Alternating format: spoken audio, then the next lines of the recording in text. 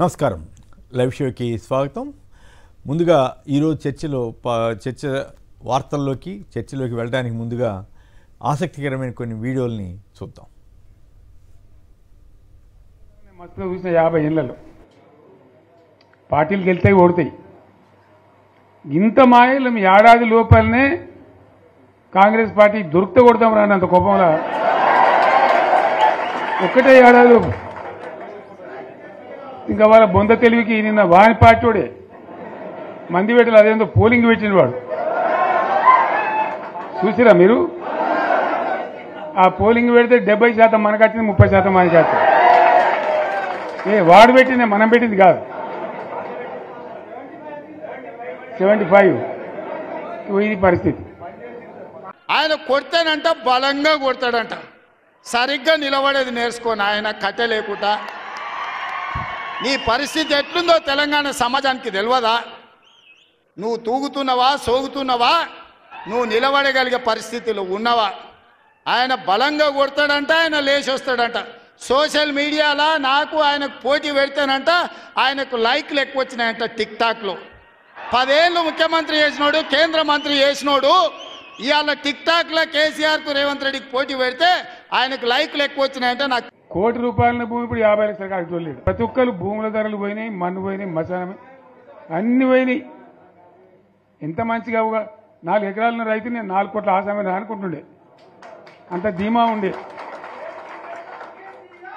ఎంత బాగుండే.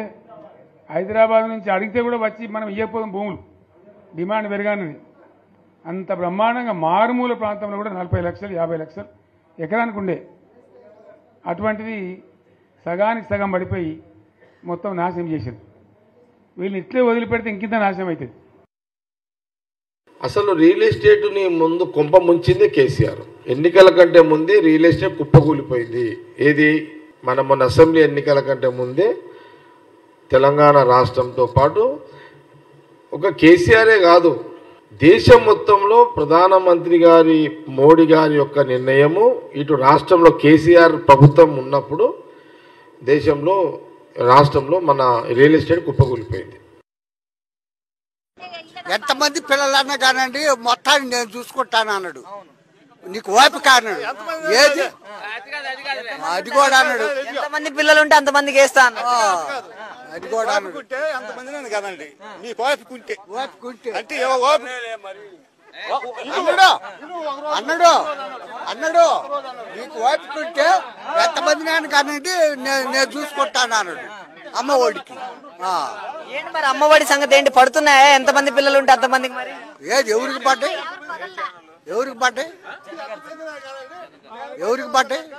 అలాంటి వాళ్ళకి పడ్డాయి అని చూపి ఏం లేదుగా. రైతు భరోసా ఉందా? లేదు. 20,000 వేస్తా అన్నాడు రైతులకి.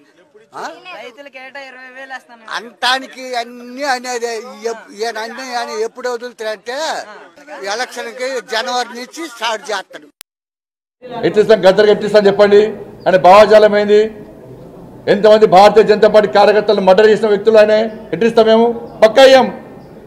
మా కార్యకర్తలను చంపితే మా కార్యకర్తలను చంపిన కార్యకర్తలను పాటలు పాడినటువంటి వ్యక్తి గద్దర్. అనేక మంది పోలీసులను ఎన్కౌంటర్ చేసిన విషయంలో గద్దర్. ఎట్లిస్తాం? మీరు వంశం ఇస్తాం ఏంది అవార్డ్స్? భయపడే ప్రసక్తి లేదు, వెనుకపోయే ప్రసక్తి లేదు. మళ్ళొక్కసారి మీరు మీ పార్టీ గద్దరన్నకు వ్యతిరేకంగా, గద్దరన్న గౌరవాన్ని కించపరిచేటట్టు మాట్లాడితే మీ పార్టీ ఆఫీసు ఉన్న ప్రాంతానికి గద్దరన్న పేరు పెడతా.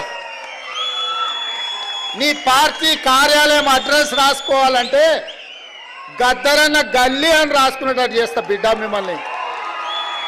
మీరు అనుకోవచ్చు ఏం చేస్తాడు ముఖ్యమంత్రి, అవార్డులు మా దగ్గర ఉన్నాయి కదా, పద్మభూషణ్ పద్మశ్రీ ఇచ్చేది మేం కదా అనుకుంటున్నావు. కానీ నీ పార్టీ ఆఫీసు గద్దరన్న రాష్ట్రంలో ఉంది, ఆ సంగతి మర్చిపోవద్దు. నీ పార్టీ ఆఫీసు ఉన్న ప్రాంతానికి, ఆ కాలనీకే గద్దరన్న పేరు పెడితే అప్పుడు ఎవరు పేరు రాసుకుంటావు?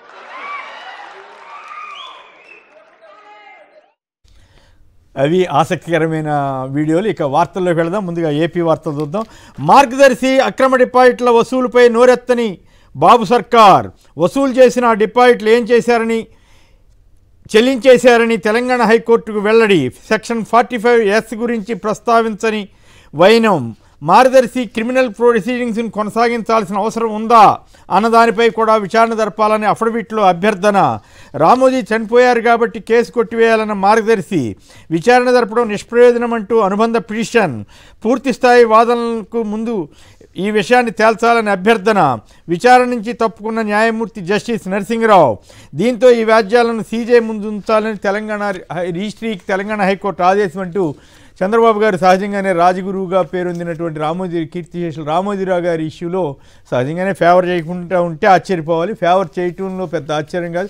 ఇక్కడ రామోజీరావు గారు జీవించి ఉన్నారా లేదా అనేది కాదు. సెక్షన్ 45(s) అమలు ప్రకారం డిపాజిట్లు వసూలు చేయకుండా ఉన్నారా, వసూలు చేశారా అన్నది ఇష్యూ. వసూలు చేస్తే అది సంస్థ పెనాల్టీ చెల్లించాలా, రామోజీరావు వ్యక్తిగతంగా చెల్లించాలా అన్నది ఇష్యూ.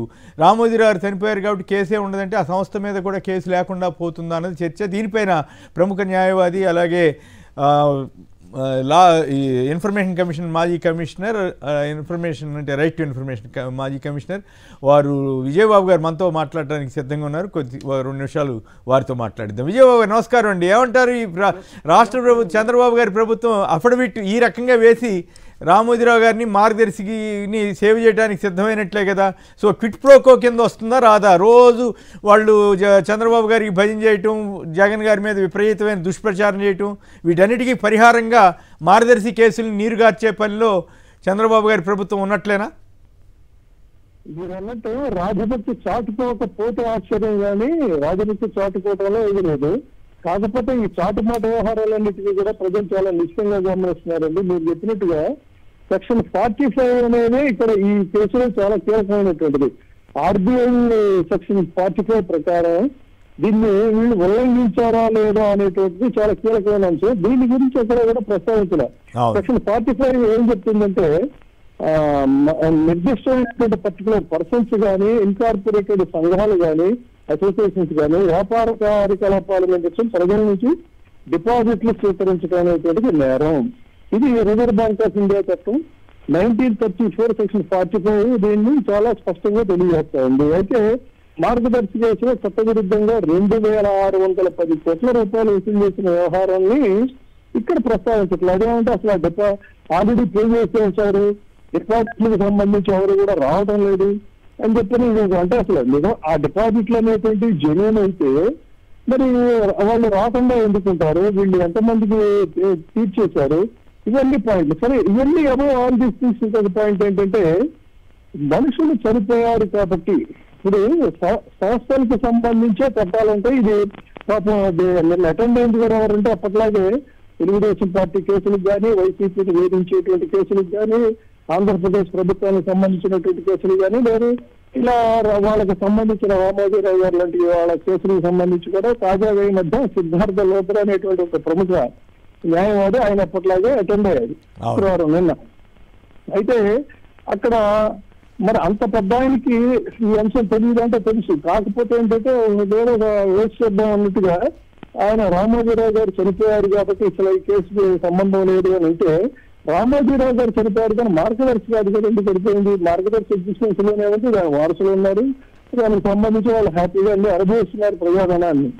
అయితే ఒకవేళ నిజంగా వ్యక్తిలో చనిపోవడం వల్ల కేసు కొట్టేయాలి అనుకున్నట్లయితే ఇదే చంద్రబాబు నాయుడు గారు కాంగ్రెస్ పార్టీ ఆ రోజున కొమ్మక్కయ్య కేసు పెట్టించినటువంటి వ్యవహారంలో, జగన్ గారి మీద కేసు పెట్టించినటువంటి వ్యవహారంలో చనిపోయిన రాజశేఖర రెడ్డి గారి మీద కూడా కేసు పెట్టారు.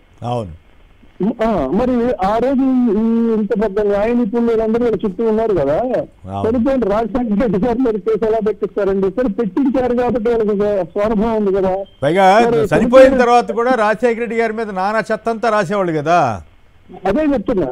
మరి అంటే ఇక్కడ గమ్మత్తు ఎలా ఉందంటే వీళ్ళ ఇష్టారాజ్యం మీద భారత రాజ్యాంగం, భారత చట్టాలకి వీళ్ళు చాలా అతీతం అని చెప్పనేటువంటి దేశంలో ఇష్టారాజ్యం కింద వ్యవహరిస్తున్నారండి. అంటే హైకోర్టు ఏ రకంగా తీసుకునే అవకాశం ఉంది ఈ కేసుని? ఇప్పుడు తెలంగాణ ప్రభుత్వం ఇంకా అఫిడవిట్ వేసిందో లేదో అది కూడా వేయాల్సి ఉంటుంది, వాళ్ళు కూడా వేస్తారని గ్యారంటీ లేదనుకోండి ఇద్దరికి. ఆర్బీఐ చట్టంలోనే సెక్షన్ 45 విరుద్ధంగా వీళ్ళు డిపాజిట్లు వసూలు చేశారా లేదా అనే అంశాన్ని తేల్చాలని హైకోర్టు చాలా విస్పష్టంగా చంద్రబాబు సర్కార్ని ఆదేశించింది. దాన్ని వీళ్ళు విస్మరిస్తా లేదు అదంతా పే చేసేసారు, 2610 కోట్ల డిపాజిట్ల గురించి మాట్లాడకుండా ఏదో బుకాయింపు సెక్షన్స్ అనేటువంటివన్నీ కూడా చెప్తున్నారండి. ఇది కుదరదు. ప్రజల నుంచి వసూలు చేసిన డిపాజిట్ల మొత్తంలో 5.15 కోట్లు మినహా అత్యధిక భాగాన్ని చెల్లించేసామని చెప్తున్నారు. ఇది తెలంగాణ కొట్టి చెప్పారు. దాని గురించి ఇవన్నీ కూడా ఈ లెస్సులు ఏమైనా ఉండడం వల్ల ఆయన జస్టిస్ తప్పుతున్నారు. సో ఇది పూర్తిగా ఇంకా దీనికి కసమర్చిగా చెప్తాను ఏంటంటే చట్టాలను అడ్డగోలుగా నిష్కారాజ్యం కింద మా జనాలకొక చట్టం జనాలకో చట్టం. రాజశేఖర రెడ్డి గారు చనిపోయినా కూడా ఆయన మీద కేసు పెడతారు. రామోజీరావు గారు చనిపోతే ఆర్థిక అక్రమాల్లో వాళ్ళ మీద కేసు ఉండకూడదు. అట్లాగే ఇంకో పాయింట్ ఉంది. లీగల్ గా 40 ఏళ్ల నాడు అన్ని పేపర్లతో కూడా సజావుగా కొనుక్కున్నటువంటి భూమి పెద్దిరెడ్డి రామచంద్రారెడ్డి గారు హైకోర్టు కూడా దాన్ని డిస్మిస్ చేస్తే అదేమో అక్రమం. కానీ కృష్ణానది ఒడ్డున దశాబ్దాలుగా మా బోటలో పర్యావరణవేత్తలు వీళ్ళందరూ కూడా పోరాడుతూ ఉంటే ఆ ఇల్లు మాత్రం సక్రమం. దానికి జీవులు తెచ్చుకొని ఇది అధికారిక నివాసం చాలా సక్రమంగా ఉంది. కలుషితం మన కృష్ణానది నుండి కలుషితం అవుతున్నా కూడా ఏం పర్వాలేదు, మాది వేరు, మా వ్యవహారాలు వేరని. అంటే ఈ రకంగా ఇంత బరి తెగించి చట్టాలను చేస్తారు. ఎందుకంటే ఏం చెప్తామండి, అయితే డెఫినెట్ గా రేపు ప్రజా కోర్టుల్లో కూడా కొంత డిలే అవ్వచ్చు. కానీ జస్టిస్ ఎవరికైనా చట్టం న్యాయం ఒకే రకంగా ఉండాలి తప్ప డబ్బులు ఉన్న వాళ్ళకి పరపతి ఉన్న వాళ్ళకి వ్యవస్థలు మేనేజ్ చేయగలిగిన వాళ్ళకి ఒక రకంగాను సామాన్యుడికి ఒక రకంగాను ఉంటే ప్రమాదకరం కదా. ఇప్పుడు అక్కడ మన తెలంగాణ సోదరులు చాలా మంది ఉన్నారు. రామోజీ ఫిలిం సిటీకి సంబంధించి ఎంతమంది అతి సామాన్యులైనటువంటి పేదవాళ్ళని బెదిరించి బలవంతంగా స్థలాలన్నీ లాక్కొని కబ్జా చేశారనేది తెలుసు. ఆ రకంగా అది విస్తరించింది ఆ స్థలం అనేటువంటిది కూడా వాళ్ళకి తెలుసు. అది మాత్రం సక్రమంగా పడుతున్నది వీళ్ళ అధికారంలో అంటే అక్రమం. రాజశేఖర రెడ్డి గారు రైట్. మొన్నటిదాకా కేసీఆర్ వార్తలు బ్రహ్మాండంగా ఇచ్చేవాళ్ళు. ఇవాళ కేసీఆర్ తగ్గించి రేవంత్ గారికి బ్రహ్మాండంగా ఇస్తారు. ఇవ్వటం తప్పు కాదు, బట్ ఆ తేడా స్పష్టంగా కనపడతా ఉంది. అప్పుడు కేసీఆర్ ఆయన వాళ్ళకి ఇష్టపాత్రుడయ్యాడు, ఇప్పుడు రేవంత్ రెడ్డి గారు ఇష్టపాత్రుడు అవుతున్నారు. అంతే ఉన్నప్పుడు జర్నలిజాన్ని దీనికోసం తెలుగు జర్నలిజాన్ని ఎంత వ్యాపారాల కోసం ఎంత భ్రష్టు పట్టించారో ఇంకా భ్రష్టు పట్టిస్తున్నారో మనందరం చూస్తారన్నా ప్రజలు చూస్తున్నారు. రైట్ అండి, ధన్యవాదాలు విజయబాబు గారు. ఇక ఏకంగా ఏపీలోనంట ఇంక ఇప్పుడు ఇన్నాళ్ళ తర్వాత వైసీపీ ప్రభుత్వ అరాచకాల మీద ట్రిబ్యునల్ వేస్తారంట. అది కూడా వేయాలని పాలిట్ బ్యూరో వాళ్ళు నిర్ణయించారంట. ఆ వార్తలు కూడా చూద్దాం వరుసనే. బాదుడు రాష్ట్రంలో నేటి నుంచి భారీ రిజిస్ట్రేషన్ ఛార్జీల పెంపు. ఏపీలో 13,000 కోట్ల ఆదాయార్జన లక్ష్యంగా సర్కార్ అడుగులు. 40 నుంచి 50% పెంపుదల. శ్రీశైలం ప్రాజెక్టును ఖాళీ చేస్తున్నారు. దిగువన అవసరం ఉన్నా లేకపోయినా ఎడమగట్టు కేంద్రంలో విద్యుదుత్పత్తి చేస్తున్న తెలంగాణ ప్రభుత్వం జూన్ నుంచి ఇదే తంతు ప్రేక్షక పాత్ర పోషిస్తున్న ఆంధ్రప్రదేశ్ ప్రభుత్వం అంటూ కథనాన్నిచ్చారు. ఆలయాల్లో వీఐపీ సంస్కృతిని అరికట్టేలా మార్గదర్శకాలు జారీ చేయలేం, అందుకు సమాజం ఆలయ కమిటీలే చొరవ తీసుకోవాలని సుప్రీంకోర్టు అంది. మరి సుప్రీంకోర్టు వీఐపీ సంస్కృతి మీద అంత తేలిగ్గా ఇవ్వటం కుదురుతుందో లేదు. డిగ్రీ విద్యార్థినిపై అఘాయిత్యం, మహిళా కళాశాలలో మర్మం అంటూ శ్రీకాకుళం జిల్లాలో జరిగినటువంటి ఘోర ఘటనపైన కథనాన్నిచ్చారు. ఇక ఇవి కాకుండా ఆయన ఎవరో గుంతకల్ ఎమ్మెల్యే గుమ్మనూరు జయరాం గారు, ఆయన పాత్రికేయులనంట ఇష్టానుసారం వార్తలు రాస్తే ఏ ఒక్క పాత్రికేయుడిని క్షమించేది లేదంట. రైల్వే పట్టాలపై ఖచ్చితంగా పడేస్తానని హెచ్చరికలు జారీ చేయటం చేశారంటే దీని మీద కాంగ్రెస్ పార్టీ అనంతపురం ఇన్ఛార్జ్ ఎవరు దాదా గాంధీ అన్న ఆయన చాలా తీవ్రస్థాయిలో మండిపడ్డారు. నిజంగానే జయరాం గారి వైసీపీలో ఉన్నప్పుడు ఇదే లోకేష్ గారు ఇదే చంద్రబాబు గారు అక్కడికి వెళ్ళి మరి ఎన్ని తిట్టారు. తర్వాత మళ్ళీ తెలుగుదేశంలో చేర్చుకున్న తర్వాత ఆయన మాట్లాడు అదే అలవాటు కదా. రైల్వే పట్టాల మీద పడేస్తారంటే ఆయన మీద ఏమీ ఉండదు, రెడ్ బుక్ ఉండదు, ఏముండదు. రెడ్ బుక్ మాత్రం ఇతరుల మీద ఇట్లా మాట్లాడిన వాళ్ళ జోలికి వెళ్ళే ధైర్యం కూడా పోలీసులు చేయరు. ఇక ఆంధ్రప్రదేశ్లో కాల్ మనీ వ్యాపారస్తులు చెలరేగిపోతున్నారంటూ ఒక వార్త సోషల్ మీడియాలో వస్తూ ఉంది. ప్రతిరోజు కొన్ని చోట్ల 1000 రూపాయల చొప్పున కూడా 10,000 తీసుకుంటే 1000 రూపాయలు వడ్డీ వసూలు చేసే పరిస్థితి ఉందంట. ఈ రాష్ట్ర ప్రభుత్వంలో ఈ స్కీములు అమలు చేయకపోవటం వల్ల పేద ప్రజలు ఈ రకమైన పరిస్థితిలో పడ్డారని వచ్చింది. ఇక అలాగే ఇక బిల్డప్ బాబాయిలకు ఉన్నారు. వైసీపీ ప్రభుత్వ అరాచకాలపై విచారణకు ప్రత్యేక ట్రిబ్యునల్ అంట, ఇది హైలైట్ చేశారు. అంతే తప్ప ఈ స్కీములు వీటి గురించి మాత్రం హైలైట్ చేయకుండా జాగ్రత్త పడ్డారు. ఆమదాల వలసలో థర్మల్ విద్యుత్ కేంద్రం 1600 ఎకరాల్లో 30,000 కోట్లతోటి నిర్మాణం అంట. ఎమ్మెల్యే కోన ప్రతిపాదనకు చంద్రబాబు గారు గ్రీన్ సిగ్నల్ ఇచ్చేశారంట. ఈ బిల్డప్ బాబాయిలు భారీ ఎత్తున రాసుకున్నారు. నిజంగా వస్తే సంతోషం, మనకేం అభ్యంతరం చెప్పక్కర్లేదు. ఇక జూన్ లోపు ముచ్చటగా 3 తల్లికి వందనం, అన్నదాత సుఖీభవ, మహిళలకు ఉచిత బస్సు అమలు అంటూ చంద్రబాబు కీలక నిర్ణయం అంట. ఈనాడు వాళ్ళు మళ్ళీ దీనికి ప్రాధాన్యత ఇవ్వాలి. ఇది అయ్యేది కాదనుకున్నారు, ఏం పాడు. వీళ్ళు ఆంధ్రప్రదేశ్ బిల్డప్ బాబాయిలు మాత్రం నిజంగానే జూన్లోపు ఇస్తే విశేషమే అవుతుంది. అయితే ఎంతమందికి ఇస్తారని, ఒకవేళ నిజంగా ఇచ్చినా కూడా మొత్తం అందరికి కోత బట్టి ఇస్తారో ఏం జరుగుతుందో చూడాలి. ఇంకో బిల్డప్ మంగళగిరిలో మినీ దుబాయ్ వచ్చేస్తుందట. ముంబైకి ధీటుగా ఏర్పాటు సన్నాహాలు. ఎక్కడ ముంబై, ఎక్కడ మంగళగిరి? వీళ్ళ 60 ఎకరాల్లో జిమ్స్ జ్యువెలర్స్ పార్క్ అంట. సరే, లోకేష్ గారు సొంత డబ్బులతో కూడా ఏదో పెడుతున్నారంట. అలా చేస్తే మంచిదే కానీ, బట్ వీళ్ళ బిల్డప్ బాబాయిలు మాత్రం ఇంకా అసలు ఊపిరాడకుండా వాయించేస్తున్నారు జనాన్ని.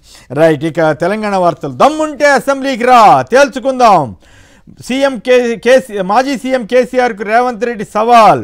ఫామ్ హౌస్లో పడుకుని ఎవరిని గంభీరంగా చూస్తున్నావు? త్వరలో అసెంబ్లీలో కులగణన, ఎస్సీ వర్గీకరణపై చర్చ పెడతాం. పొంకనాలు కొట్టడం కాదు, దమ్ముంటే అసెంబ్లీకి రా.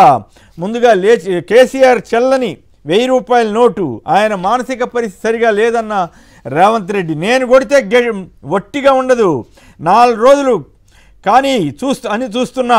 ఎర్రవెల్లిలో పార్టీ నేతలతో మాజీ సీఎం కేసీఆర్. రాష్ట్రంలో జరుగుతున్నది గంభీరంగా మౌనంగా చూస్తున్నా.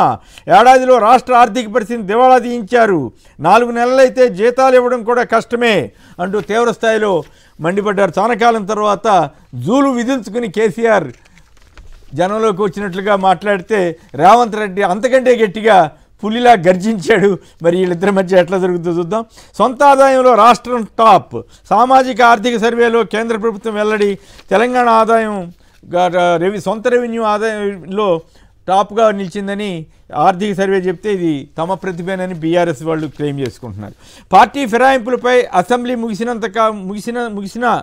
ముగిసేంత సమయం కావాలా? మహారాష్ట్ర స్పీకర్ మాదిరి వ్యవహరిస్తారా అంటూ సుప్రీంకోర్టు తెలంగాణ ఎమ్మెల్యేల ఫిరాయింపుల మీద తీవ్రంగా వ్యాఖ్యానించింది. ఇక జిల్లా కేంద్రాల్లో ప్రత్యేక నైపుణ్య కేంద్రాలు పెడతామని చెప్పి ఐటీ శాఖ మంత్రి శ్రీధర్ బాబు చెప్పారు. తెలంగాణలో దివాళా అంచున్న విత్తనాభివృద్ధి సంస్థ.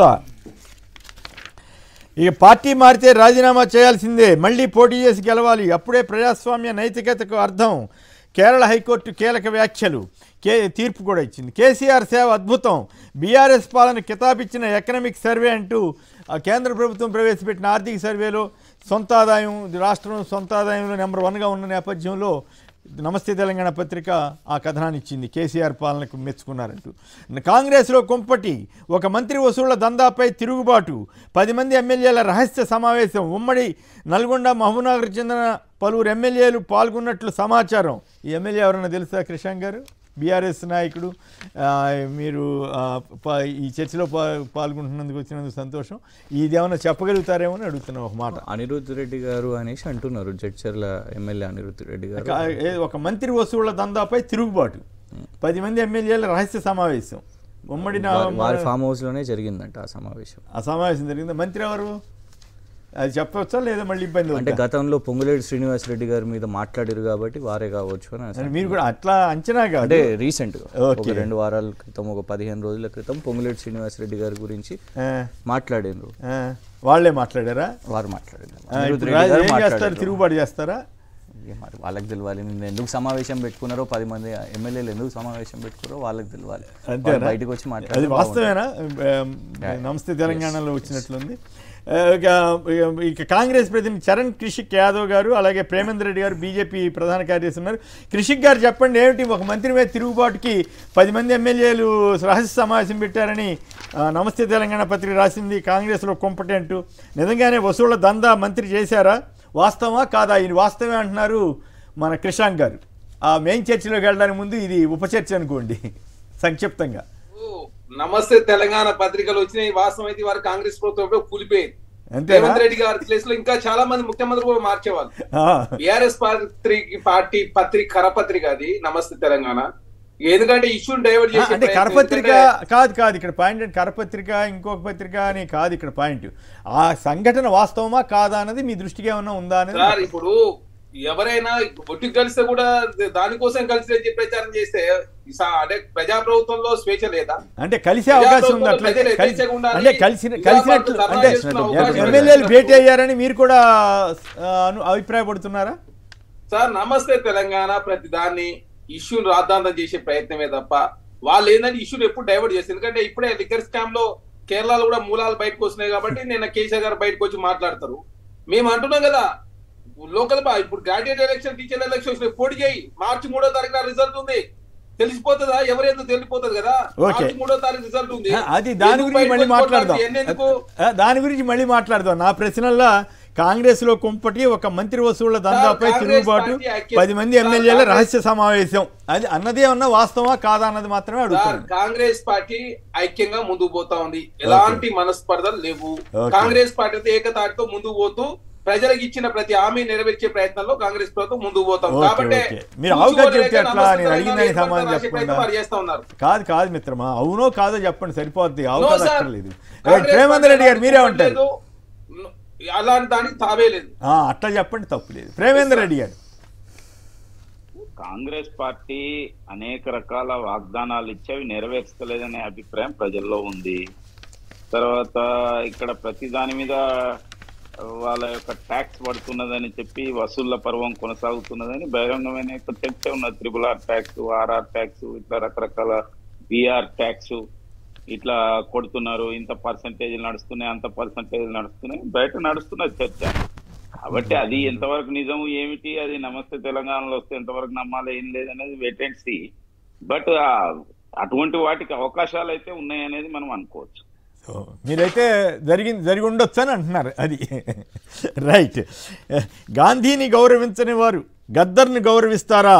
భాజపాపై పరోక్షంగా విరుచుకుపడిన CM Revanth Reddy BJP office గల్లీకి కూడా అవసరమైతే గద్దరన్న పేరు పెడతానంటున్నారు. ఏమిటి చరణ్ గారు చెప్పండి, ఏమిటి ఇంత? బండి సంజయ్ గారేమో అంత గట్టిగా తిడుతున్నారు, మా కార్యకర్తలను చంపిన ఆయనకి పద్మశ్రీ పద్మభూషణలు ఇవ్వమంటారా, మేము ఎందుకు ఇస్తామని ఆయన అంటే రేవంత్ రెడ్డి గారు అంతకంటే ఘాటుగా మాట్లాడారు. అసలు మీ గల్లీకే పెడతాం పొమ్మంటున్నారు. ఏమిటి అది ఎట్లా సాధ్యం అవుతుంది? అది ఎట్లా చేస్తారు? గద్దర్ కాదు, గాడ్సే కాదు, గద్దర్ కాదు, గరీబోల దేవుడు అని చెప్పేసి కాంగ్రెస్ పార్టీ కావచ్చు తెలంగాణ సమాజం అంతా నమ్ముతా ఉంది. కానీ ఇక్కడ ఆశ్చర్యకరమైన విషయం ఏంటంటే ఫస్ట్ గద్దర్ పోరాడిందే కాంగ్రెస్ మీద కదా. ఆ రోజుల్లో నక్సలిజంలోకి వెళ్ళిందే కాంగ్రెస్ టైంలో కదా. చంద్రబాబు సార్ ఎవరి మీద ఎవరు పోరాటం చేసినా వారి సేవలు ఎవరైనా ప్రజల కోసం పనిచేసే వాళ్ళు ఎవరైనా గుర్తిస్తాం కదా.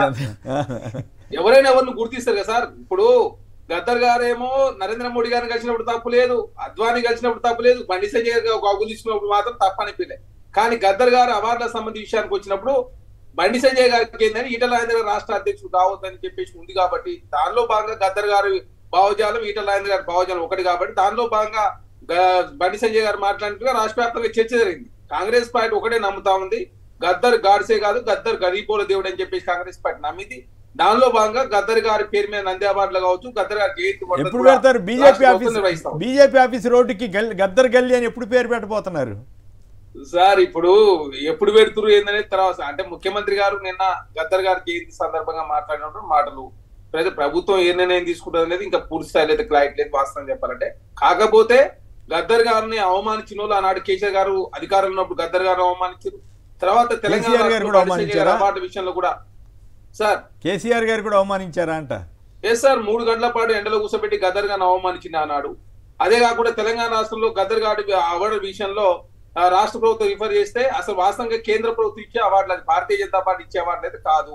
అదే కాకుండా గద్దర్ గారి పేరుని తీసుకొచ్చి అనవసరంగా గద్దర్ గారు తెలంగాణ రాష్ట్రంలో పలసన చేసే ప్రయత్నం బండి సంజయ్ గారు చేస్తే చాలా స్పష్టంగా కనపడతా ఉంది. కాబట్టి కాంగ్రెస్ పార్టీగా మేము మొదటి నుంచి ఒకటి చెప్తాం, గద్దర్ గాడ్సే కాదు, గద్దర్ గరీబోల దేవుడు అని చెప్పేసి కాంగ్రెస్ పార్టీ గుర్తించింది. దానిలో భాగంగా గద్దర్ గారి పేరు నంద్యాబాద్ లో రాష్ట్ర ప్రభుత్వం ఇస్తా ఉంది, అదే గద్దర్ గారి జయంతి వర్ధనకు నిర్వహిస్తా ఉంది. రైట్, ప్రేమేంద్ర గారు చెప్పండి, మీ ఆఫీస్ ఉన్న గల్లీకే రేపు నుంచి అడ్రస్ మారుతుంది అట్లా చెప్పండి, మీరు ఎట్లా సమాధానం ఇస్తారు? మీరు ఆయన గరీబోళ్ళ దేవుడు అంటున్నారు, మీరేమో మా కార్యకర్తను చంపారంటున్నారు. మీరు కేసీఆర్ గారు అసలు చరిత్ర అంటే ఇప్పుడున్న ముఖ్యమంత్రికి కాంగ్రెస్ పార్టీ చరిత్ర బహుశా తెలియకపోవచ్చు, ఎందుకంటే ఆయన పూర్తి కాలం కాంగ్రెస్ పార్టీలో లేడు కాబట్టి మరి తెలియదా, లేకపోతే తెలిసిండు కూడా అట్లా మాట్లాడుతున్నాడా తెలియదు. అసలు ఇక్కడ ఒక్కల పేరు తీసుకోవాల్సిన అవసరం లేదు. నేను అనేది ఆయన ఎందుకు వచ్చింది వివాదం, ఏదైతే కేంద్ర ప్రభుత్వం అవార్డులు ప్రకటించినప్పుడు మేము కూడా కొన్ని పేర్లు పంపించినాం, వాళ్లకు అవార్డులు రాలేదు, నేను కేంద్ర ప్రభుత్వానికి లేఖ రాస్తానని చెప్పి ముఖ్యమంత్రిగా అన్నాను.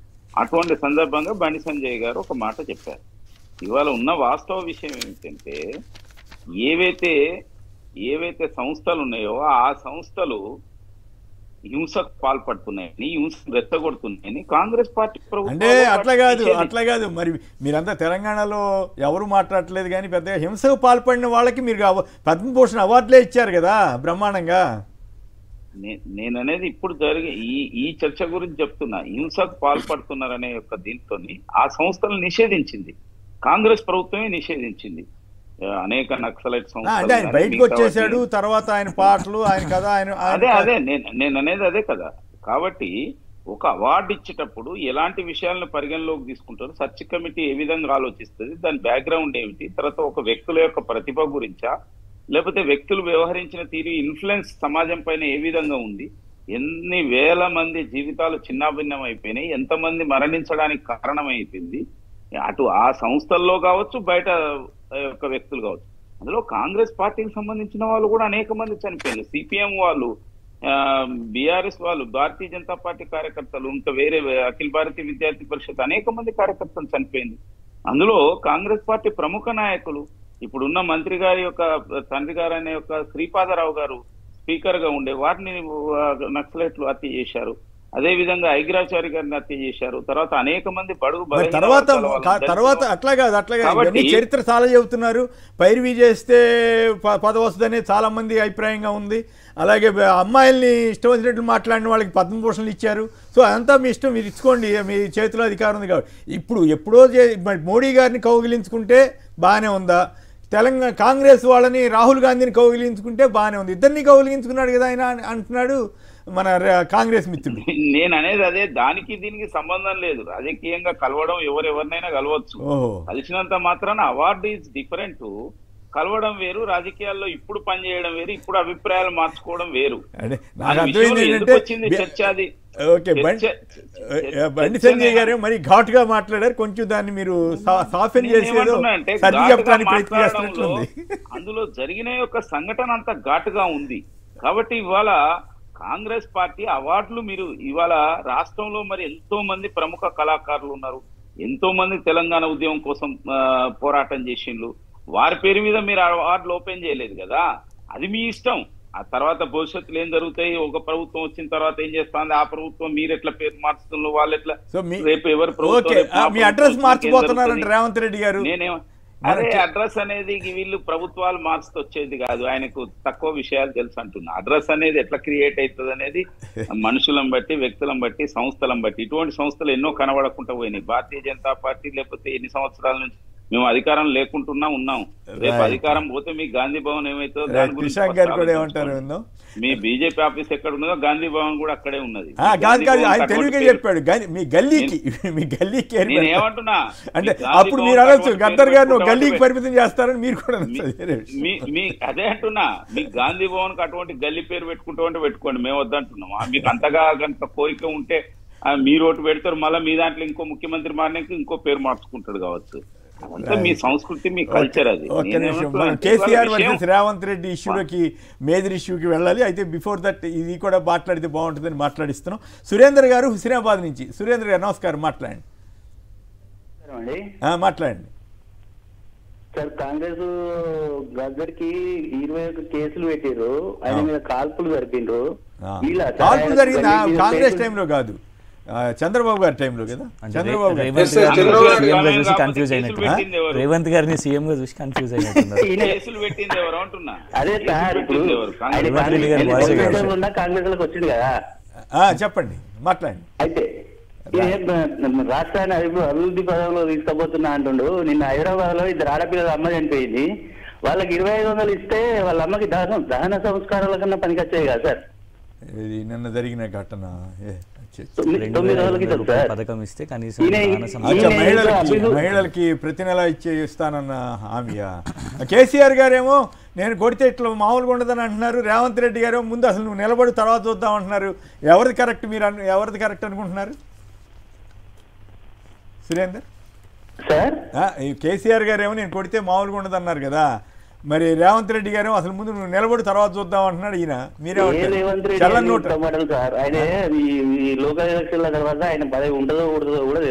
అట్లా చెబుతారు, మీరు రాజకీయంగా మాట్లాడుతున్నారు, అది కుదరదు.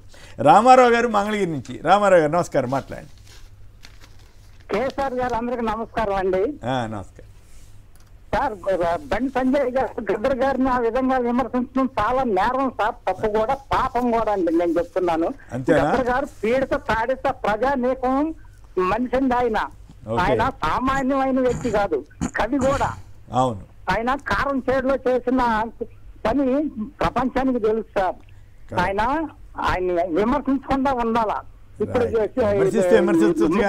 తీవ్రంగా మాట్లాడటం అంత అవసరం లేదేమో. ముఖ్యమంత్రి గారు మంచి మాట చెప్పారు సార్. గల్లీలోనే ఆయన విగ్రహం పెడతానన్నారు సార్, ఖచ్చితంగా పెట్టి తీరాల్సిందే. 7 తారీఖు ప్రజల్ని అవమానించాడు బండి సంజయ్ గారు. ఎవరు అవమానించినా గానీ ఊరుకునే ప్రసక్తే లేదండి. Okay, right. మంగళగిరి నుంచి ఫోన్ చేసి మరీ చెబుతున్నారు. మీరు కూడా ఏమైనా మాట్లాడతారు దీని మీద, ఈ విషయంలో? అంటే ఒకటి, గద్దర్ గారిది ఇన్ఫ్యాక్ట్ చనిపోయిన వారిని మనం వీధి రాజకీయాల్లోకి తేకపోతేనే మంచిది అని అనిపించింది. కుమ్మినేని గారు ఒక చిన్న రిక్వెస్ట్, ఇప్పుడు నేను మీకు సమాచారం ఇవ్వకుండా మీరు లేనప్పుడు డైరెక్ట్గా మీ నివాసానికి వచ్చి 1 గంట సేపు అక్కడ ఉండి నేను ఫోటో అవన్నీ ఇక తీసి కుమ్మినేని గారు నన్ను ఇంట్లోకి రానియలేదు అని ప్రచారం చేస్తే కరెక్ట్ ఉంటుందా? వారు చేసిరో లేదో కానీ కాంగ్రెస్ వాళ్ళు మాత్రం కంటిన్యూస్గా అదే చేస్తున్నారు. నేను అనేది ఏంటంటే, ఒక ముఖ్యమంత్రిగా ఉన్నప్పుడు ఒక అపాయింట్మెంటు రకరకాలు ఉంటాయి. గేట్ దగ్గర గద్దర్ గారిని రానియలేదు అని కాంగ్రెస్ పార్టీ, నాకు అర్థమవుతున్నది ఏంటంటే, నేను అనేది ఏంటంటే, ఒకటి నంబర్ 1 గద్దర్ గారు ఒక లైన్ తీసుకున్నారు. 2018లో కేసీఆర్ గారి మీద పోటీ చేస్తారు అనేది కూడా ఒకటి వచ్చింది నంబర్ 1. ఇదే 2018లో కూటమి చంద్రబాబు నాయుడు గారు, కాంగ్రెస్ పార్టీ వీళ్ళందరూ ఏకమైనప్పుడు గద్దర్ గారు కూడా ఆ వేదికలో ఉన్నారు. సో గద్దర్ గారు he has chosen a path. వారు బీజేపీ ఆఫీస్ కూడా వెళ్ళిండ్రు, కేఏ పాల్ గారు పార్టీలో కూడా కలిసిర్రు. మాకు గద్దర్ గారితో ఏమి ఇష్యూ ఏం లేదు.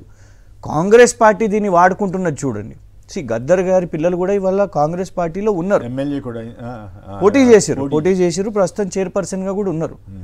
కానీ గద్దర్ గారికి కూడా కాంగ్రెస్ పార్టీ రంగు పూయాలని అనుకుంటున్నది కావచ్చు. దాన్ని లాగి ఇప్పుడు మాకు వాస్తవానికి గద్దర్ గారి గురించి ఏం మాట్లాడాలని లేదు, అంటే నెగిటివ్గా మేము మాట్లాడాలని. డెఫినెట్గా అన్డౌటెడ్లీ ఈ సమాజానికి, సోషల్ స్ట్రగుల్స్కి, తెలంగాణ మూమెంట్కి వారి కాంట్రిబ్యూషన్ ఉంది. దాంట్లో వేరే ఏమీ ఆలోచనే లేదు డెఫినెట్గా.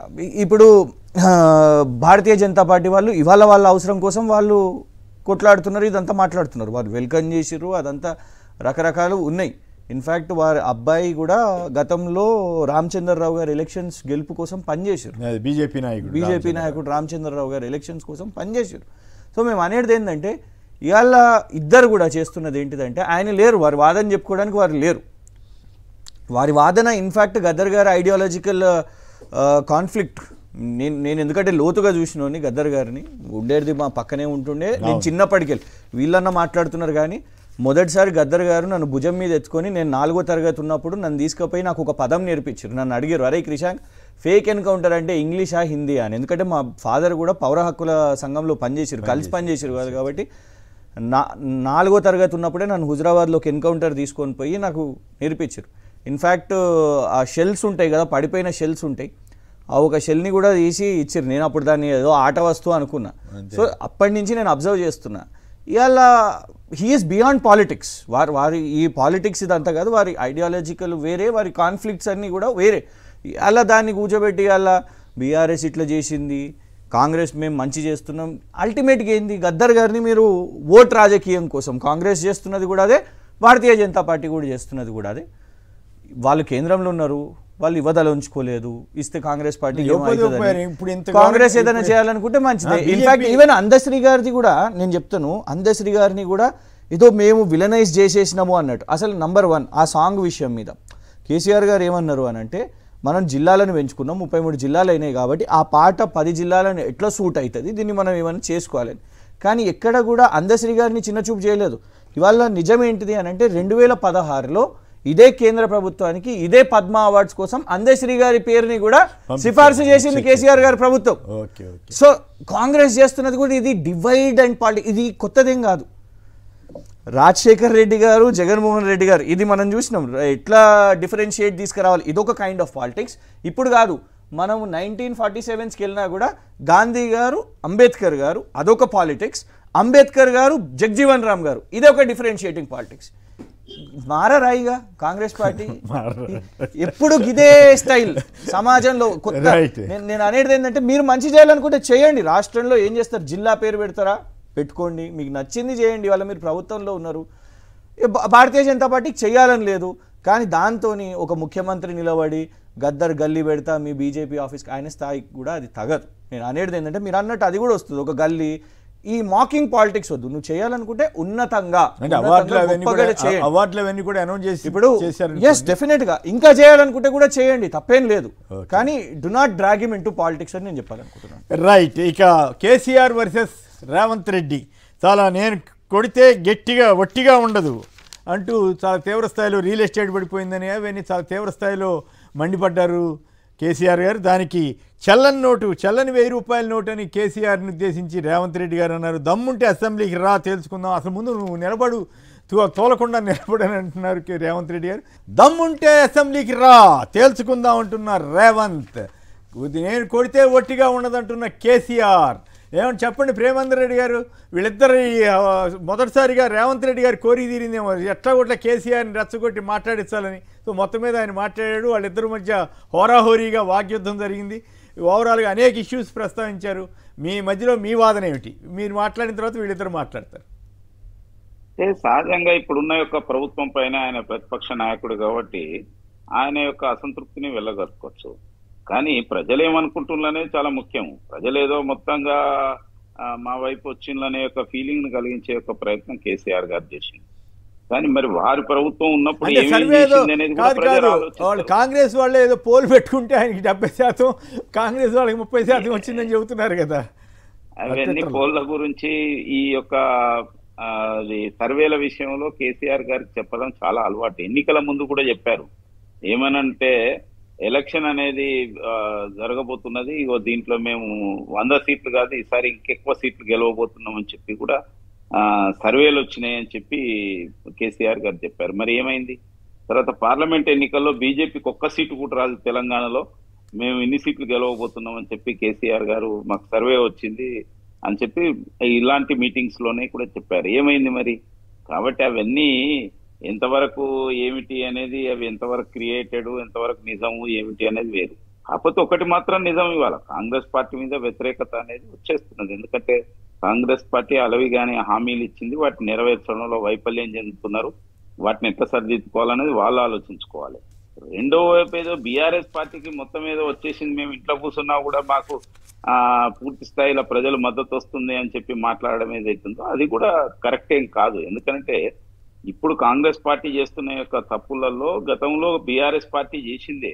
తర్వాత వాళ్ళ యొక్క కుటుంబానికి సంబంధించిన యొక్క వ్యవహారాలు ఏం జరుగుతున్నాయో అవన్నీ మనం కూడా చూస్తూనే ఉన్నాం.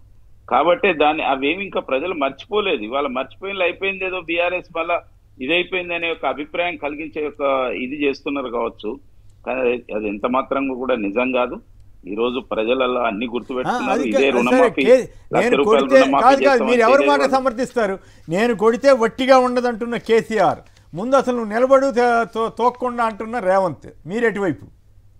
నేనేమంది రెండు దొందే ఇవన్నీ మాట్లాడుకున్నాడు, ఇటువంటి కథలు ఇవన్నీ ఏమన్నా కొత్త విషయాలా ఏమిటి అంటున్నా నేను అనేది. ఈ విధమైన మాట్లాడుకోవడం కాకపోతే ఏంటంటే గతంలో రేవంత్ రెడ్డి గారి మాటలకు స్పందించే యొక్క వ్యక్తి కాదు కేసీఆర్ గారు. ఇవాళ కేసీఆర్ గారు రేవంత్ రెడ్డి గారు మరి ముఖ్యమంత్రి అయింది కాబట్టి ఆ స్థాయిలో మాట్లాడే ఒక ప్రయత్నం చేస్తున్నారేమో అని అనిపిస్తున్నది. అది జరిగింది తప్పితే మిగతా జరిగింది ఏమీ లేదు. ఇలా కాంగ్రెస్ పార్టీ కానీ బీఆర్ఎస్ కానీ మళ్ళా అవసరమైతే ఎప్పుడైనా వస్తే కలిసే వాళ్ళే, అదేమి ఇది కాదు. గతంలో కూడా ఆ రెండు పార్టీలు కలిసి ఈ రాష్ట్రంలో అధికారాన్ని పంచుకునే ఎన్నికల్లో పోటీ చేసిండ్రు. అనేక విషయాల్లో భావజాలం ఒకటే ఉన్నది. మళ్ళీ రాబోయే రోజులలో కలవచ్చు. ఇవన్నిటికీ విలువే ఉండదని నేను అంటున్నా. ఇప్పుడు వైరం ఉన్నది కాబట్టి మాట్లాడుకుంటున్నారు. వాళ్ళ ఎమ్మెల్యేలను వీళ్ళు చేర్చుకున్నారు, వీళ్ళ ఎమ్మెల్యేలను వాళ్ళు చేర్చుకున్నారు. ఇవాళ అప్పుడు ఏం జరిగిందో ఇప్పుడు ఏం జరిగిందో చూస్తున్నాం. హైకోర్టు కూడా చెప్పింది. అప్పుడు వీళ్ళ ఎమ్మెల్యేలను చేర్చుకున్నప్పుడు అప్పుడు హైకోర్టు చెప్పింది, వీళ్ళేం చర్య తీసుకోలేదు. తర్వాత ఇప్పుడు వాళ్ళ ఎమ్మెల్యేలను వీళ్ళు కాంగ్రెస్ పార్టీ వాళ్ళు చేర్చుకున్నారు. దీనిపైన రాజీనామా లేదు, మరి ఎన్నికలు లేవు, ఏమీ లేదు. మహారాష్ట్రలో మనం కూడా అట్లే చేస్తున్నామండి. మహారాష్ట్రలో మనం కూడా అట్లే చేసాం. నేను అనేది మహారాష్ట్రలో అయితే మహారాష్ట్ర, ఇప్పుడు నేను అనేది ఇక్కడ జరిగిన విషయం ఇక్కడ తెలంగాణ అట్లాగా ఉంటుందా? మన జాతీయ పార్టీ సార్. తెలంగాణ మహారాష్ట్రలో ఎక్కడ కూడా భారతీయ జనతా పార్టీ చేర్చుకున్న తర్వాత రాజీనామా చేసి పోటీ చేసిండ్రు. గోవాలో కావచ్చు, లేకపోతే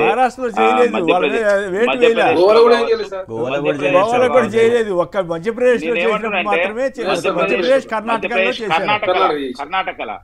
మరి అది చేయండి, మీరు చేసిండ్లా? ఇప్పుడు బీఆర్ఎస్ పార్టీ ఉన్నప్పుడు అట్లా రాజీనామా చేస్తే అది వేరు. ఇప్పుడు కాంగ్రెస్ పార్టీ కూడా చేస్తలేదు. రెండోది, భారతీయ జనతా పార్టీ ఒక పార్టీ బయటకు వచ్చి అందులోకి ఒక విభాగం బయటకు రావచ్చు, చీలిక గ్రూపు. That is different. మీరేంది ఒక్కొక్కరిని చేర్చుకొని వాళ్ళందరినీ కూడగట్టి ఆ పార్టీ చీలిక వచ్చింది, లేకపోతే తర్వాత శాసనసభ పక్షం విలీనమై చూసి ప్రజలు మనం కూడా రాజ్యసభలో టీడీపీ వాళ్ళు నలుగురు వస్తే చేర్చేసుకుని విలీనం చేసేసాం. టోటల్ గా వచ్చేసి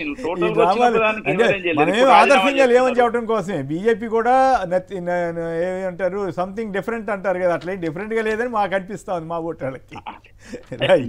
ఇప్పుడు మీలాంటి వాళ్ళు ఎప్పుడు ఏదైనా మాట్లాడొచ్చు, మేమేం కాదంటలేము.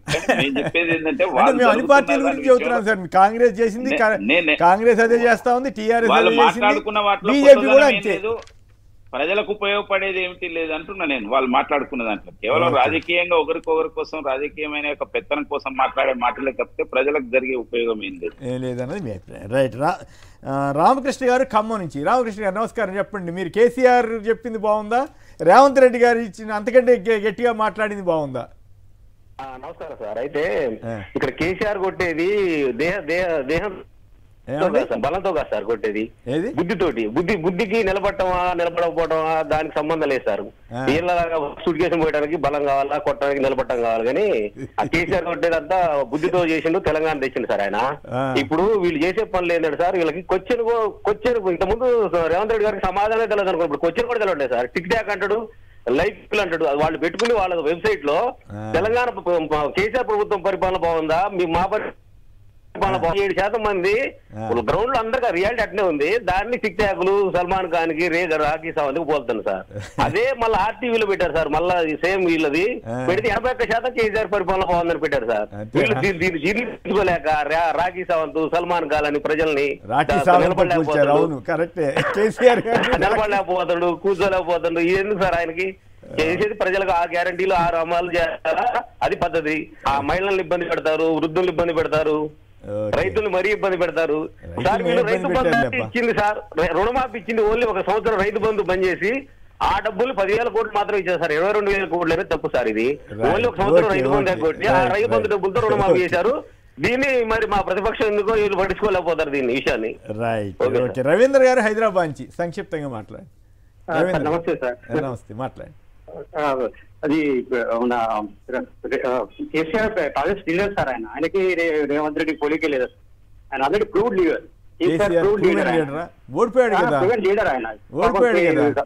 మరి ఓడిపోయాడు, ప్రూవెన్ లీడర్ అయినప్పటికి కూడా. అయినా కూడా రాజకీయాల్లో ఓడిపోవడం గెలవడం సహజం సార్. అది సరే, ఓడిపోయారు, దానికి తప్పలేదు. ఈయన గెలిచింది పని ప్రూవ్ చేసుకోవాలి. ఇప్పుడు ప్రూవ్ చేసుకోకుండా ప్రతిరోజు ఏదో మాట్లాడి ఈ పాయింట్ బాగుంది. ఇప్పుడు ఈయన ప్రూవ్ చేసుకోవాలి. కరెక్ట్, ప్రూవ్ చేసుకోవాలి. ప్రూవ్ చేసుకోకుండా ప్రతిరోజు దీని వల్ల బీజేపీ వాళ్ళకి అడ్వాంటేజ్ అవుతుంది, కాంగ్రెస్ వాళ్ళకి మైనస్ అవుతుంది సార్. పాపం కాంగ్రెస్ వాళ్ళు డెఫినెట్ గా ఈయన గురించి ఆలోచించాలి సార్ గురించి. ఇప్పుడు చూడండి ఇప్పుడు తీసుకెళ్లి ఢిల్లీలో అక్కడ ఎన్నికలు ఉపయోగించుకుంటున్నారు. 2 గంటల్లోనే ఇక్కడ ప్రామిసెస్ ఫుల్ఫిల్ చేయలేదు, మైనస్ అయిపోయింది. ఢిల్లీలో ఇప్పుడు కాంగ్రెస్ వాళ్ళు చాలా మైనస్ ఉంది. ఢిల్లీలో కాంగ్రెస్ అక్కడ పోటీ బీజేపీ వర్సెస్ ఆప్పే జరుగుతున్నట్లుంది కదా. సో అయినా కూడా సార్ అయినా కూడా డెఫినెట్ గా ఎక్కడన్నా ఒకటి చోట్ల ఏదైనా ఉన్నా కూడా మైనస్ కదా వాళ్ళకి. Right, okay, right. కృష్ణ గారు చెప్పండి, ఏమిటి కేసీఆర్ గారు ముందు అసలు నిలబడమంటున్నారు, చెల్లని నోటు అన్నారు, చాలా అవన్నీ కూడా చెప్పారు కదా. కొమ్మినేని గారు నిన్న కేసీఆర్ గారు మాట్లాడినప్పుడు, నిన్న కానివ్వండి ఈ సంవత్సరం ఆర్ వీళ్ళ ఈ 420 రోజులు కరెక్ట్గా నిన్నటికి పూర్తయినాయి. 420 days ఎగ్జాక్ట్, అంటే డేస్ అన్ని కంప్లీట్ అయినాయి. అట్లాగే లెక్క ఎగ్జాక్ట్లీ 420 days కంప్లీట్ అయినాయి. అయితే ఇప్పటి వరకు కేసీఆర్ గారు వ్యక్తిగతంగా రేవంత్ రెడ్డి గారి గురించి మాట్లాడలేదు. నిన్న మాట్లాడినప్పుడు కూడా ప్రాజెక్టుల గురించి కానివ్వండి, పథకాల గురించి కానివ్వండి, కరెంట్ ఇబ్బందుల గురించి కానివ్వండి, నీటి ఇబ్బందుల గురించి కానివ్వండి, ఇవి మాట్లాడి త్వరలో మేము ఒక సభ కూడా పెట్టబోతున్నాం, నేను ఉట్టిగానే వచ్చి లొల్లి పెట్టే రకం కాదు, నేను చేస్తే గట్టిగా చేస్తా అని ఇది మాట్లాడారు. కానీ పేరు తీసుకోనో వ్యక్తిగతంగా మాట్లాడలేదు. నేను ఇది ఎందుకు చెప్తున్నా అంటే 4th January నాడు సేమ్ ఇదే వేదికలో మీరు ఒక డిబేట్ పెట్టారు పొద్దున మాతో. ఆ రోజు మీరు ఏమన్నారు అంటే, ఈయన రేవంత్ రెడ్డి గారు అంటున్నారు కదా నేనైతే మారినా మీరందరూ కూడా మారండి అని ఒక స్టేట్మెంట్ ఇచ్చిండ్రు అనేసి అన్నారు. మారుతారా అని అన్నప్పుడు ఆ రోజే నేను మీతో అన్నాను, ఒక వ్యక్తిత్వం వారిది అట్లనే ఉంటే, వారు వ్యక్తిగతంగా మాట్లాడుతూ వారి రాజకీయ ఎదుగుదల, ఎదుటి వాళ్ళను దూషించుకొని తిట్లు ఇదే మాట్లాడాలి అని అనుకున్న వ్యక్తి మారారు సార్ అని అంటే, ఇవ్వండి. దాని తర్వాత నాకు తెలిసి తెలంగాణ పర్యటన నిన్ననే మొదలైంది. ఎందుకంటే విదేశాలు, ఢిల్లీ వీటి నుంచి పురుసతై నిన్న రేవంత్ గారు మాట్లాడడంతో వ్యక్తిగతంగా మేము ఏనాడు సోనియా గాంధీ గారి వయసు గురించో వారి ఆరోగ్య పరిస్థితుల్లో మేము ఏనాడు కమెంట్ చేయలేదు. వీరికంటే కేసీఆర్ గారి కంటే వయసులో పెద్ద సోనియా గాంధీ గారు, మల్లికార్జున్ గారు శరీరంలో పెద్ద, వయసులో కూడా పెద్ద, కానీ ఏనాడు మేము శరీరంగా మాట్లాడలేదు. తప్పది, కరెక్ట్ కాదు. ఎవరో కర్రె ఉన్నంత మాత్రాన, ఎందుకంటే వారు గాయమైనప్పుడు కర్రె పట్టుకున్నారు కావచ్చు, కానీ గంటలు ఇదే కేసీఆర్ గారు అప్పుడు మాట్లాడారు, నిన్న కూడా ఎలాంటి కర్రె సహాయం లేకుండా గంట సేపు దాకా మాట్లాడారు. వారు అసెంబ్లీలో నిలబడ్డప్పుడు కూడా 1.5-2 గంటలు కూడా మాట్లాడగలుగుతారు. కానీ శారీరకంగా నువ్వు ఇంత దిగజారిపోవడం ఒక ముఖ్యమంత్రి గారికి కరెక్ట్ కాదు, సబబు కాదు. నువ్వు సబ్జెక్టు మాట్లాడు. నువ్వు నిన్న మాట్లాడింది కూడా పచ్చి అబద్ధాలే కదా. రైతు భరోసా అయిపోయిందా సార్? మేమేమంటున్నామంటే రేపు మేము పెట్టే ఫిబ్రవరి సభలో రుణమాఫీ కాని వాళ్ళు, రైతు భరోసా రాని వాళ్ళు, రేవంత్ రెడ్డి గారిని ఏదైతే బిర్యానీ తినిపించి మేము ఒకటే సంవత్సరంలో 2 లక్షల ఉద్యోగాలు ఇస్తామని రాహుల్ గాంధీ గారిని పిలిచి అన్నారు కదా, ఇవాళ వాళ్ళు వేసిన నోటిఫికేషన్ ఎన్ని వేసిర్రో, ఎంతమందికి లాభం పొందిందో అట్లాంటి వాళ్ళని మీరు పిలుచుకోండి, రాని వాళ్ళు మేము పిలుచుకుంటాం.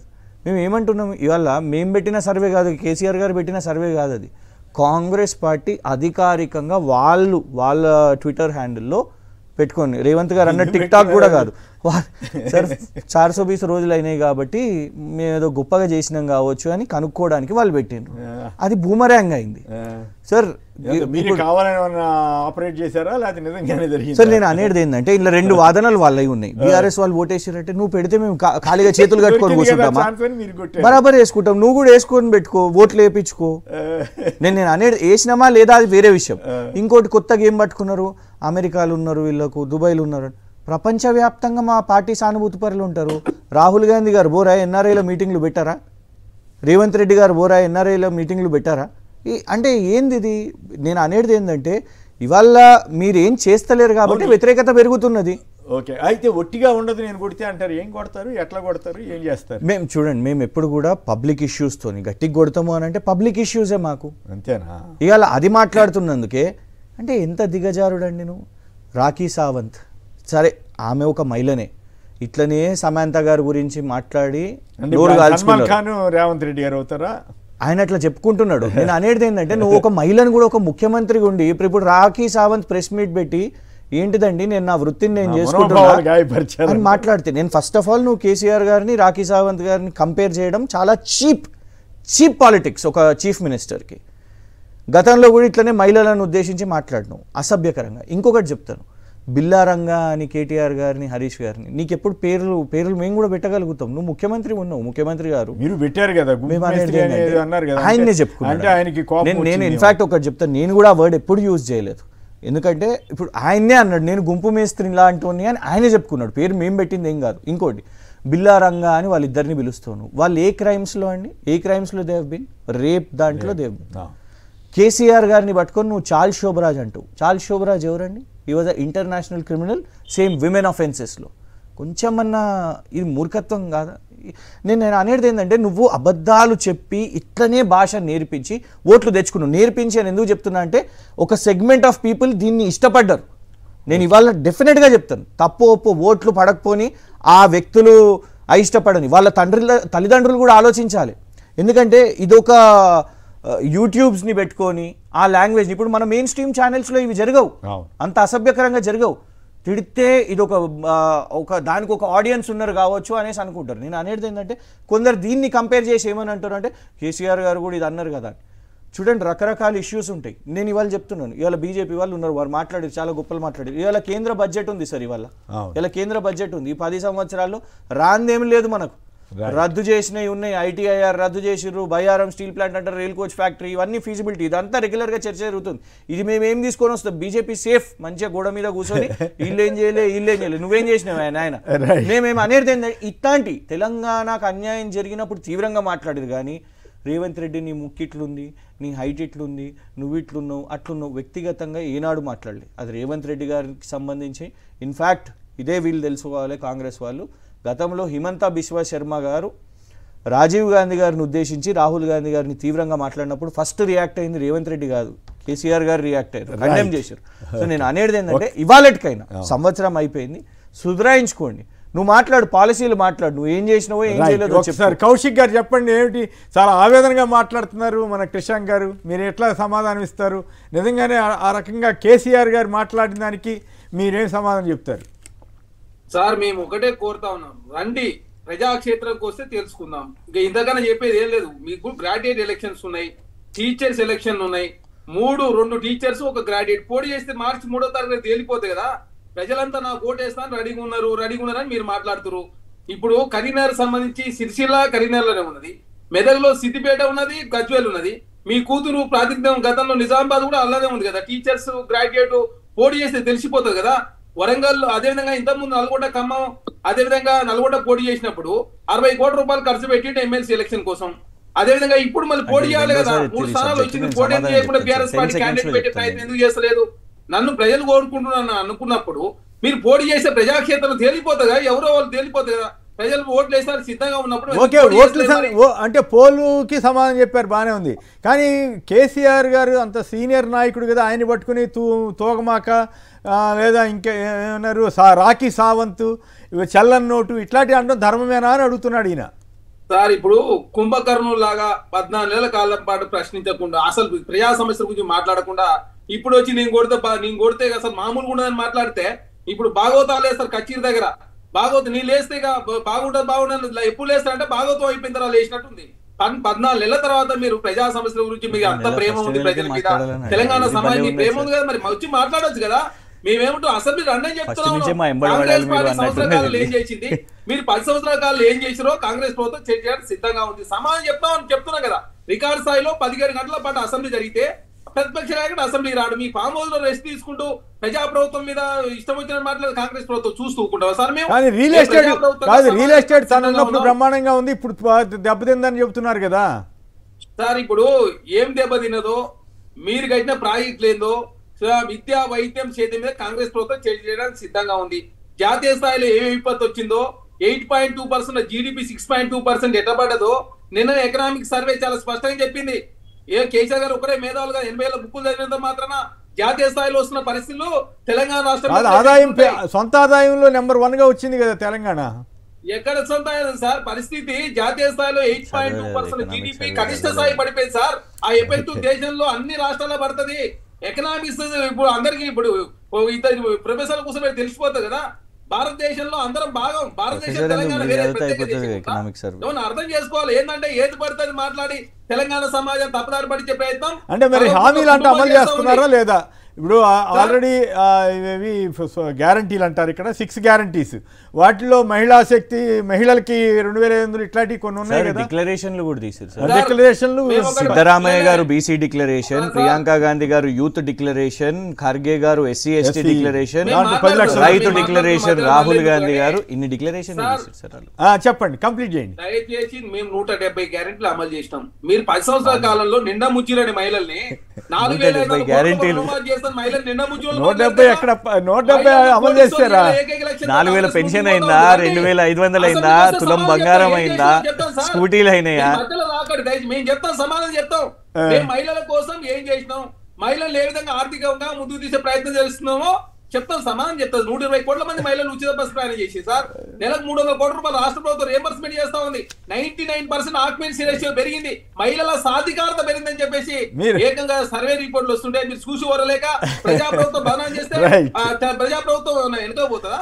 ఓకే ఓకే, బాగానే ఉపన్యాసం ఇస్తున్నారు, సంతోషం. లేదు సార్, ఉపన్యాసం కాదు, వాస్తవ విషయాలు చెప్తా ఉన్నా. మీరు అసెంబ్లీకి వస్తే అన్ని విషయాలు వివరిస్తాం. వైద్యం, సేద్యం చేసిన సంవత్సర కాలంలో అవకాశం చెప్పండి మాత్రం మీరు బ్రహ్మాండంగా చెప్పేటట్టున్నారు. రైట్. హనుమాన్ సింగ్ గారు ఖమ్మం నుంచి. హనుమాన్ సింగ్ గారు నమస్కారం, మాట్లాడండి. మీరేమంటారు? కేసీఆర్ గారు గట్టిగా చెప్పారా, రేవంత్ రెడ్డి గారు గట్టిగా చెప్పారా? నమస్కారం కొమ్మయ్య గారు, ఉన్న పెద్దలకు నమస్కారం అండి. Sir, unmarried persons Rahul Gandhi కొను రాఖీ సావంత్ కు, సల్మాన్ ఖాన్ కొను, కేసీఆర్ కేసు సంబంధం సార్. కేసీఆర్ రాజకీయ జీవితం, రాజకీయ అనుభవం అంతా లేదు. ఈయన వయసు అంటే ఉండొచ్చు కొద్ది గొప్ప తక్క. కేసీఆర్ కును రేవంత్ రెడ్డి ఎక్కడ పోలిక సార్? ముఖ్యమంత్రి అయ్యాడు కదా ఆయన, దెబ్బ కొట్టి మరి ముఖ్యమంత్రి అయ్యాడు కదా. మా గ్రామాల్లో బుడబొక్కడు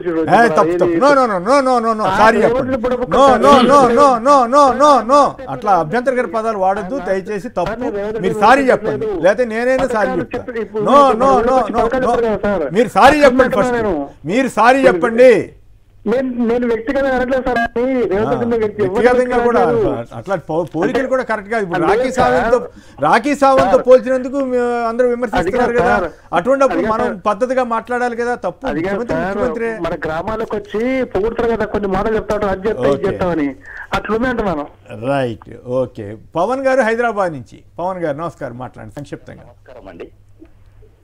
హలో, మాట్లాడండి సార్. ఇది ఇప్పుడు కేసీఆర్ ని ఈయన తిట్టడము, అది తిట్టడము తప్పే. ఎందుకంటే ఆయన అనుభవజ్ఞుడు, తెలంగాణ రాష్ట్రం తెచ్చినటువంటి అనుభవజ్ఞుడు. అండ్ 14 సారిగా ఏకతాటిగా గెలిచిన ఏకైక లీడర్ ఆయన. మరి ఇంకొకటి, మనము గ్యారంటీలు ప్రజలకు ఏవైతే మనం వాగ్దానాలు చేశామో అవిటి మీద మనం ఇద్దరం 2 పార్టీలు దృష్టి పెట్టి ప్రజలకు మేలైతే చేస్తే చాలు sir. Okay, right right. Okay, Premendra గారు మళ్ళీ చెప్పండి. రియల్ ఎస్టేట్ పడిపోవడానికి ఎవరు కారణం? కాంగ్రెసా లేదా బీఆర్ఎస్ఆ లేక దేశవ్యాప్తంగా జరిగిందని చెప్తున్నారు బీజేపీనా? రియల్ ఎస్టేట్ అనేది ఎప్పుడు కూడా అక్కడ ఉండే ఒక పరిస్థితులను బట్టి ఉంటది. ఇప్పుడు కొంత ఓవర్ అయిపోయింది. హైదరాబాద్ అయినా తెలంగాణలో అయినా ఓవర్ భూమి అనేది వచ్చేసింది. ఓవర్ భూమి అవసరం కంటే మించిన ఎక్కువ ఇండ్లు కట్టడం కావచ్చు, అవసరానికి మించిన యొక్క రేట్లు పెరిగిపోవడం. 100 కోట్ల రూపాయలకు ఎకరం ఏందండి? అది బూస్టప్ కాకపోతే అది ఏమన్నా ఉన్నదా? అసలు ఆ సిచ్యువేషన్ ఉన్నదా? కాబట్టి దాన్ని అట్లా క్రియేట్ చేసింది కాబట్టి ఇప్పుడు డౌన్ అయినట్టు అనిపిస్తున్నది. రెండు సేమ్. మామూలుగా రియల్ ఎస్టేట్ లో హెచ్చు తగ్గులు అనేది మామూలుగా జరుగుతూ ఉంటది. ప్రతి ఒక 5-6 సంవత్సరాలకు ఒకసారి, మళ్ళీ ఒక 2-3 సంవత్సరాలు డౌన్ ఉంటుంది, మళ్ళీ ఒక 1-2 years లో పెరుగుతుంది. దేశవ్యాప్తంగా ప్రపంచవ్యాప్తంగా ఎకానమీ ఏ విధంగా ఉంది అనేది మనం చూసుకోవాలి. భారతదేశం అనేది ఇంతకుముందు మిత్రుడు అన్నాడు తెలంగాణ వేరే దేశం కాదని. భారతదేశం అనేది ప్రపంచంలో భాగం ఇవాళ. ఎందుకంటే ప్రపంచం యొక్క పరిణామాలన్నీ ఎవ్రీ డే ఇవాళ ఉంటాయి. కాబట్టి ప్రపంచంలో ఎకానమీ డౌన్ అయిపోయింది. అటువంటి పరిస్థితుల్లో కూడా భారతదేశం ఇవాళ more than 6% యొక్క జీడిపికి పైకి వెళ్తున్నదంటే మనం సస్టైన్ అవుతున్నాం. కాబట్టి ఇక్కడ నుంచి ఇంకా మెరుగు కావాల్సిన అవసరం ఉన్నది. ఈ రోజు దీనికి రెండు పార్టీల యొక్క విధానాలు కూడా కారణం. రియల్ ఎస్టేట్ లో ఈ దెబ్బలు దాకడానికి లేకపోతే నష్టపోవడానికి 2 పార్టీల యొక్క విధానాలు కారణం. వేణుగోపాల్ రెడ్డి గారనే నిన్న ఒక బిల్డర్ ఆత్మహత్య చేసుకున్న పరిస్థితి. ఇద్దరు హైడ్రా భయంతో వాళ్ళు ఆత్మహత్యలు చేసుకుని ఒకళ్ళు గుండెపోటుతో చనిపోయిన పరిస్థితి. వీళ్ళు ఏం పాలసీస్ తీసుకుంటారు అనేది ఇంపార్టెంట్ కదా సార్. మీరు చెరువులు అని చెప్పేసి సొంత మీ బ్రదర్ అనుముల తిరుపతి రెడ్డి గారు ఏమో దుర్గం చెరువు FTLలో చేస్తే వారికేమో రక్షణ ఫీజిబిలిటీస్ దొరుకుతాయి, ఆ కోర్టు ఆ టైం దొరుకుతుంది. సామాన్యుల మీద మీరు ఇవాళ చేసిన పరిస్థితి, నేను అనేది ఏంటంటే వాళ్ళు వ్యక్తులుగా తప్పు చేసిన పడిపోయిందని జగ్గారెడ్డి గారు చెప్తున్నాడు కదా, అప్పుడే మొదలైంది.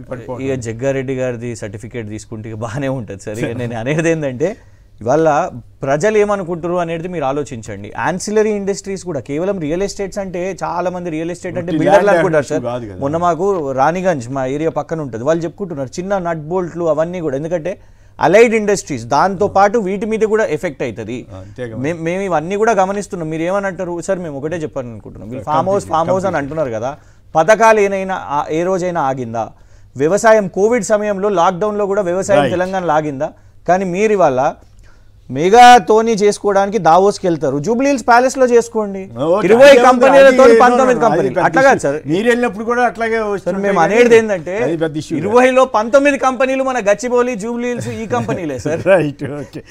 దానికోసం అక్కడ గారు, చరణ్ కౌశిక్ యాదవ్ గారు, ప్రేమేంద్ర రెడ్డి గారు అందరికి కూడా ధన్యవాదాలు. ఇది నేటి చర్చా కార్యక్రమం. నమస్కారం.